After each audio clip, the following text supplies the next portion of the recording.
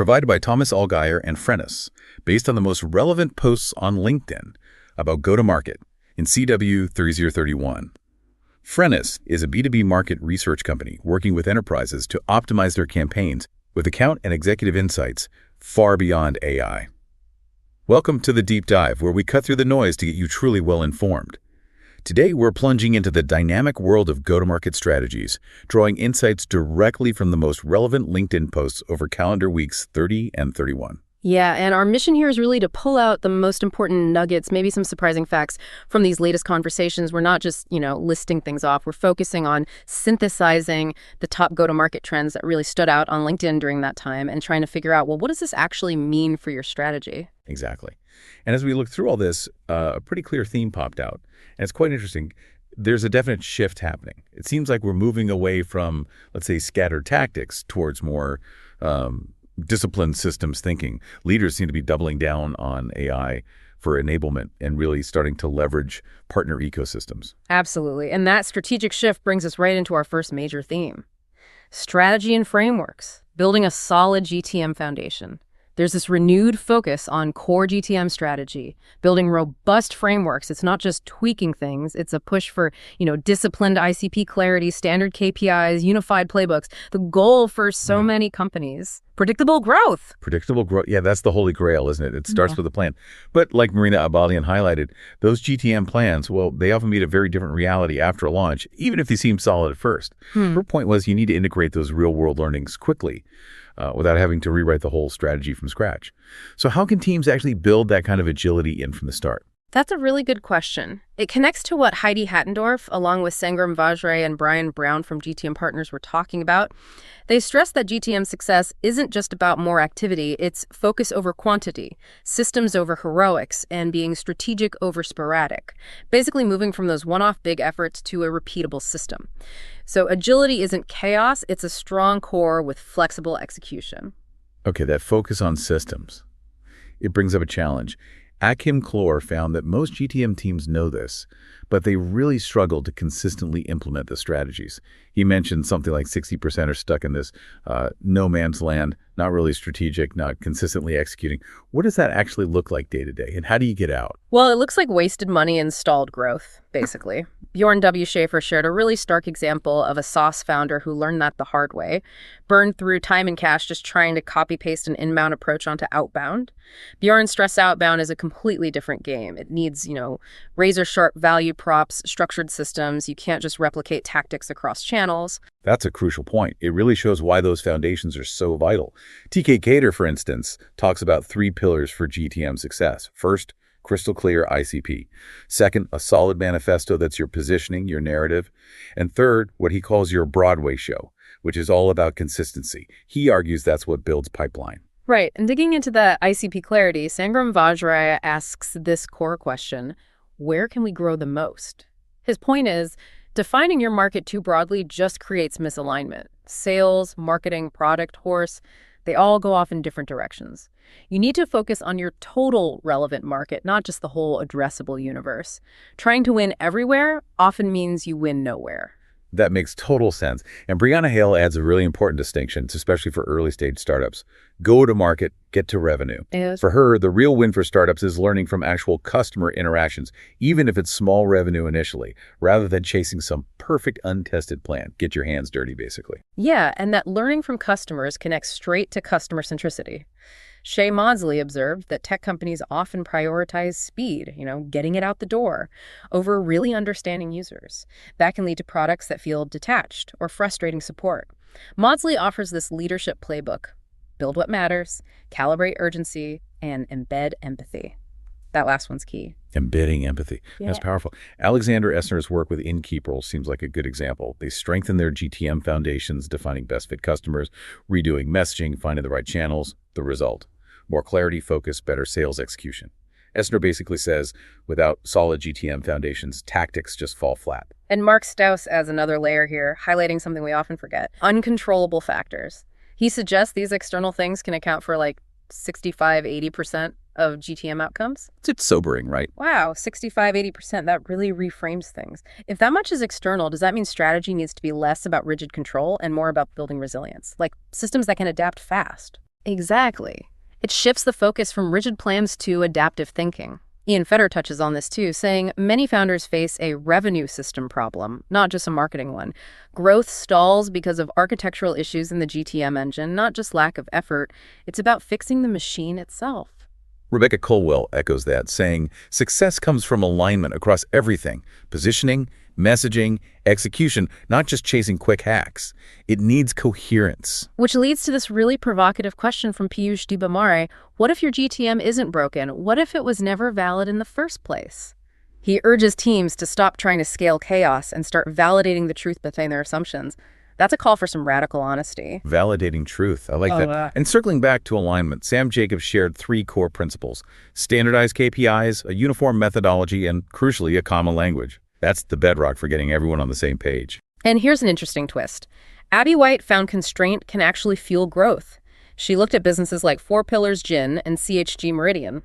Sometimes, having limits forces creativity and focus, rather than holding you back.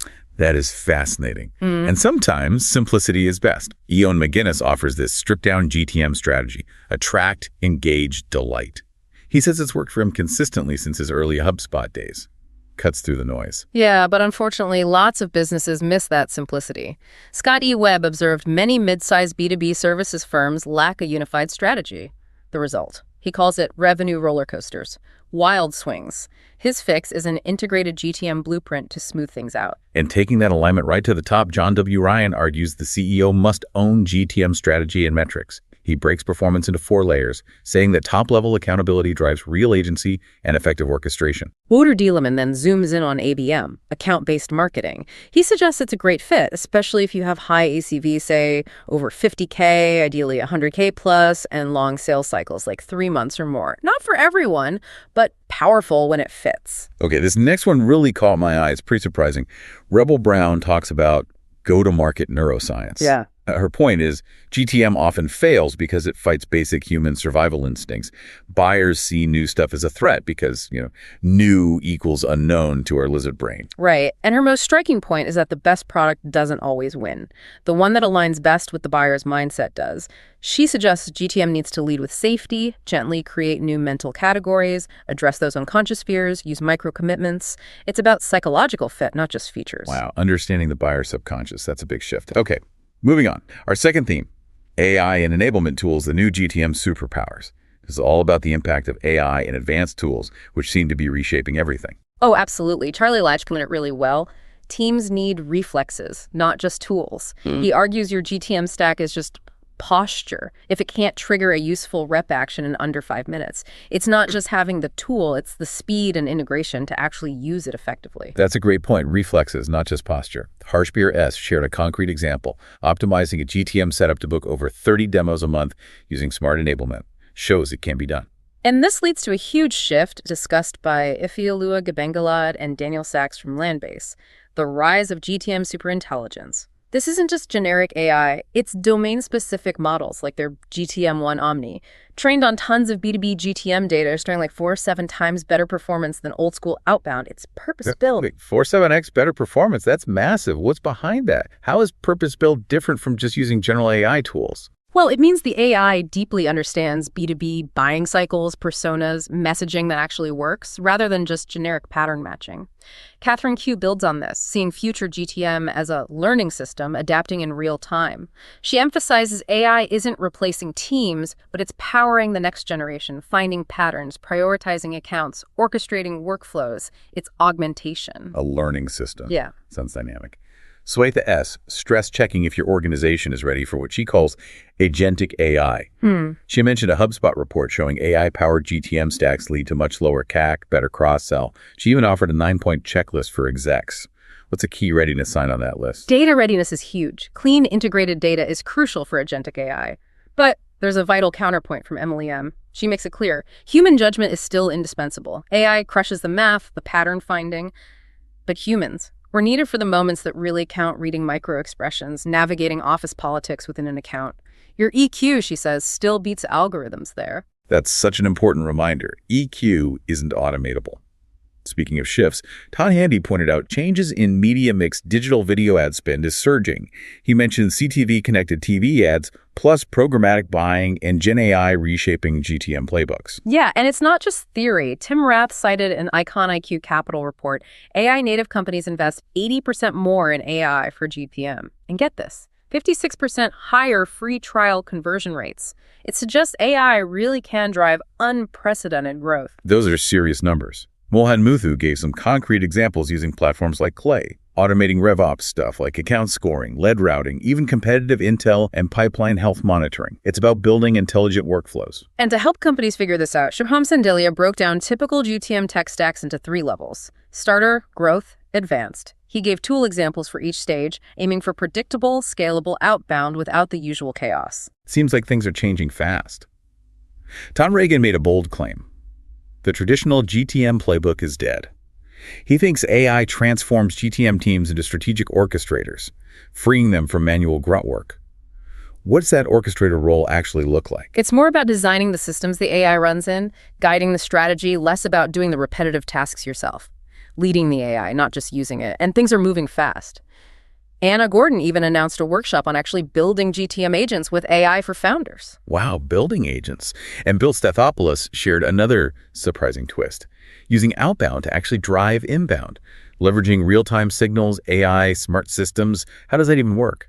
Outbound driving inbound. It's about super personalized, relevant outreach that genuinely sparks interest, making prospects want to come to you, precision targeting. But Kunstam offered a reality check on AI overall. He basically said AI isn't a competitive edge anymore, it's becoming table stakes. Quoting people like Aaron Levy, Yamini Rangan, if you're not integrating AI now, you're already behind. That's a wake-up call. Mahjavoji shared insights on launching AI products, how to get traction even with a small budget, and interestingly, without even shouting AI everywhere. Focus on value, not the tech buzzword. Exactly. Solve the problem. And speaking of communication, Janus Lindau brought up cold emails, referencing Brian Switchkow's emphasis on digital empathy and EQ over just clever AI prompts. He said, your style is your brand. The human touch still matters. So even with AI, the goal is to sound more human. Precisely. Tim Hillison wrapped up the AI theme saying GTM is shifting from manual to computational. AI agents compounding what humans can do, fixing bad emails, understanding nuance, generating personalized copy at scale, freeing us up. And Chris Gaynor even touched on integrating brand and GTM through a website rollout, showing how that narrative needs to be seamless from first touch to close. Which leads perfectly into theme 3, partnerships and ecosystems expanding reach and impact. We're seeing way more emphasis on leveraging partners and building strong ecosystems. Yeah, Jet Tomlinson from InPartner really hammered this home. Leveraging partner ecosystems is crucial now, especially in B2B SaaS. He argued traditional outreach just isn't enough anymore. Why are those old methods falling short now? It's just noisier out there. Buyers are more skeptical. Partners bring built-in trust, existing relationships, wider reach. Arturo Garza Gutierrez gave specifics for FinTech GTM. It involves local adaptation, sure, but also real co-selling with partners. He calls them distribution allies. Bridging HQ and field teams is key, and measuring things like speed to first transaction to see if partners are truly effective. Makes sense. Okay, final theme. Sales and RevOps, the engine of predictable growth. Looking at the evolution of sales and revenue ops. Right. Scott Travis positioned RevOps not just as reporting, but as a core strategic growth engine, especially for startups. He called it the oil for the GTM engine. Ignore it and things seize up. Nice analogy. Richard Washington had some strong advice for founders. Stop blaming sales reps for missed forecasts. Instead, invest in proper RevOps, meticulous ICP mapping, understanding your unit economics. He's pushing for a Moneyball GTM data over gut feel. And Kyle E. dug into the fragmentation problem. GTM teams speaking different languages because their tech stacks are all over the place. He mentioned like 130 plus tools in some mid to large SaaS firms. His key insight, alignment isn't just about people agreeing, it's about architecture. Unified data models, integrated workflows, common definitions, companies with that unified architecture, significantly higher revenue growth and retention. Architecture over agreement. Okay. That's powerful. But with 130 tools, how do you even start building that unified architecture? Sounds daunting. It is, but it starts with vision and nailing down the core data piece. Severio C. reinforced this, warning against short-term blitzes without that solid data foundation. He said, and I love this, boring stuff is what makes the exciting stuff actually work. The boring stuff. Yeah. Data hygiene, process standards, not glamorous, but critical. Absolutely critical. Alon even pointed out another common mistake, focusing only on new pipeline. Retention and expansion often have a much bigger revenue impact. He cited Maxio data. A 1% lift in expansion can have nearly 4x the impact of acquisition. Your GTM needs to support all three: acquire, retain, expand. Huge blind spot, focusing only on new logos. Heath B talked about balancing mindsets in GTM, prevention-focused, keeping what you have, Yeah. and promotion-focused, going after growth. The best companies. They combine both, a stable base plus disciplined experiments. And looking ahead, Van Tech believes the next 12 months are pivotal. B2B revenue teams need to retool for the GTM engineering era. That means experimentation, systems thinking, AI-driven workflows. It's a call to action. Okay, one final thought here from Johnny Lepto of Clear GTM. He suggests buyer intelligence as a service. Bias can fill GTM blind spots. His point, data tells you what happened, but only buyers can tell you why. That why is gold. That really brings it full circle, doesn't it? Back to deep customer understanding, even with all the tech and AI. It's still fundamental. If you enjoyed this deep dive, new editions drop every 2 weeks.